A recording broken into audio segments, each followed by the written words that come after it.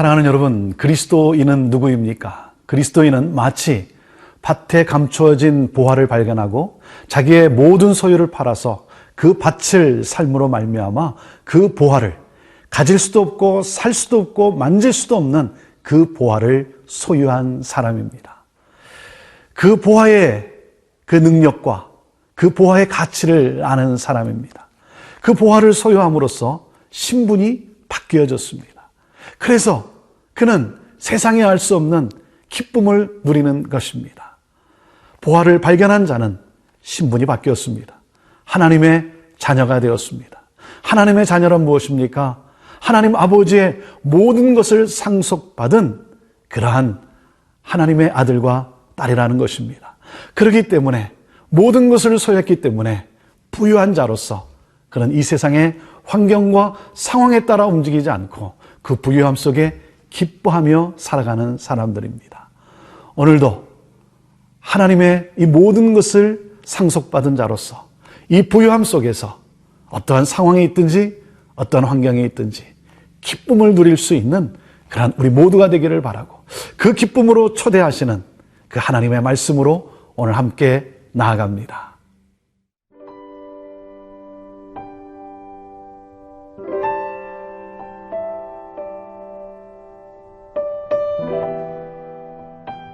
하박국 3장 11절에서 19절 말씀입니다.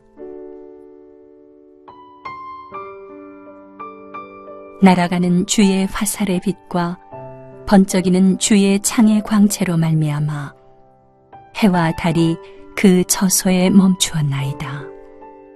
주께서 노를 바라사 땅을 두르셨으며 분을 내사 여러 나라를 밟으셨나이다. 주께서 주의 백성을 구원하시려고 기름 부음 받은 자를 구원하시려고 나오사 악인의 집에 머리를 치시며 그 기초를 바닥까지 드러내셨나이다. 셀라. 그들이 회오리 바람처럼 이르러 나를 흩으려 하며 가만히 가난한 자 삼키기를 즐거워하나 오직 주께서 그들의 전사의 머리를 그들의 창으로 찌르셨나이다. 주께서 말을 타시고 바다 곧 큰 물의 파도를 밟으셨나이다.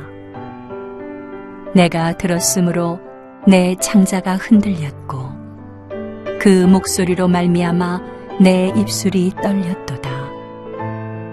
무리가 우리를 치러 올라오는 환난 날을 내가 기다림으로 썩이는 것이 내 뼈에 들어왔으며 내 몸은 내 처소에서 떨리는도다. 비록 무화과 나무가 무성하지 못하며 포도나무에 열매가 없으며 감람나무에 소출이 없으며 밭에 먹을 것이 없으며 우리의 양이 없으며 외양간에 소가 없을지라도 나는 여호와로 말미암아 즐거워하며 나의 구원의 하나님으로 말미암아 기뻐하리로다. 주 여호와는 나의 힘이시라. 나의 발을 사슴과 같게 하사 나를 나의 높은 곳으로 다니게 하시리로다. 이 노래는 지휘하는 사람을 위하여 내 수금에 맞춘 것이니라. 하나님의 임재는 모든 것을 멈추게 합니다. 그 하나님의 임재 앞에 두렵고 떨게 합니다. 우리 11절 말씀입니다. 날아가는 주의 화살의 빛과 번쩍이는 주의 창의 광채로 말미암아 해와 달이 그 처소에 멈추었나이다. 모든 것이 멈추어집니다. 하나님은 창조의 하나님이시고 역사를 주관하시는 하나님이고 그리고 운행하시는 하나님이십니다. 하나님의 임재 앞에 그 어떤 것도 멈출 수밖에 없고 그리고 그 하나님을 경외할 수밖에 없는 것이죠. 하나님은 모든 악을 임재 가운데 심판하십니다. 그래서 하박국 선지자는 그 하나님을 바라보며 그 하나님을 이렇게 찬양하고 있습니다. 13절 말씀입니다. 주께서 주의 백성을 구원하시려고 기름 부음 받은 자를 구원하시려고 나오사 악인의 집에 머리를 치시며 그 기초를 바닥까지 드러내셨나이다. 하나님이 왜 나타나셨습니까? 하나님의 현현은 모든 악을 물리치시고 그리고 하나님의 백성들을 구원하시고자 함입니다. 우리 하나님은 십자가의 사건을 통해서 예수 그리스도의 십자가를 통해서 그 사탄의 권세를 멸하셨습니다. 그리고 우리 주님의 다시 오신 재림을 통해 이제 완전히 진멸하실 것입니다. 그 가운데 우리는 구원의 기쁨을 누리며 우리는 그 구원의 영광에 동참하게 될 것입니다. 그 하나님의 이 임재, 하나님이 우리에게 다가오시는 이 놀라운 역사, 이 구원과 심판의 역사 앞에 여러분 두렵고 떨지 않을 그러한 인간이 어디 있겠습니까? 더군다나 악을 행하는 자, 하나님을 거부한 자는 여러분 어떠하겠습니까?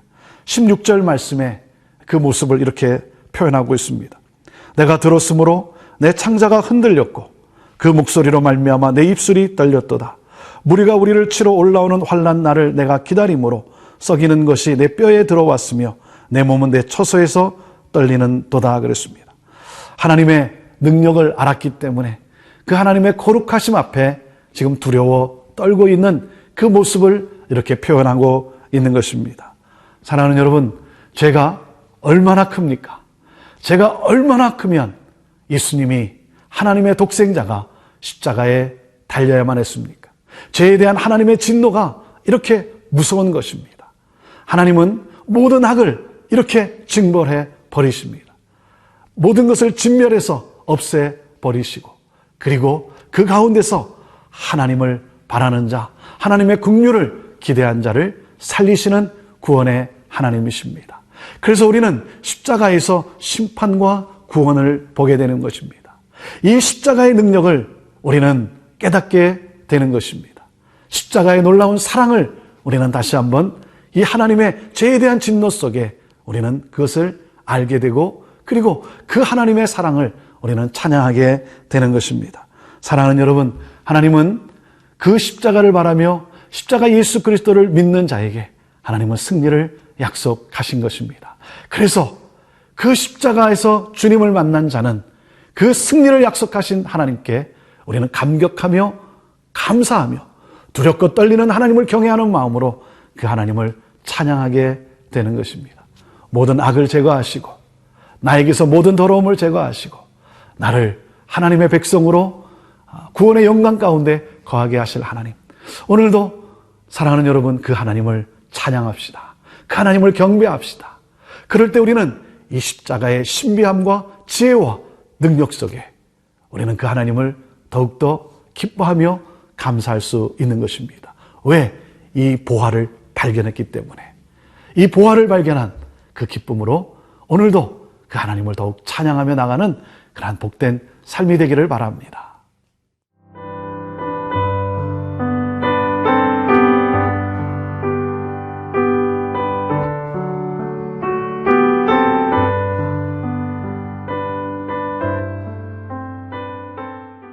구원의 놀라운 영광이 임했기 때문에 우리는 없는 상황 속에서도 하나님을 바라며 찬양하며 감사할 수가 있는 것이죠.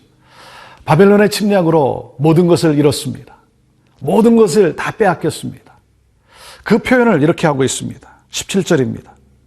비록 무화과 나무가 무성하지 못하며 포도나무에 열매가 없으며 감람나무에 소출이 없으며 밭에 먹을 것이 없으며 우리의 양이 없으며 외양간에 소가 없을지라도 모든 것을 약탈당했습니다.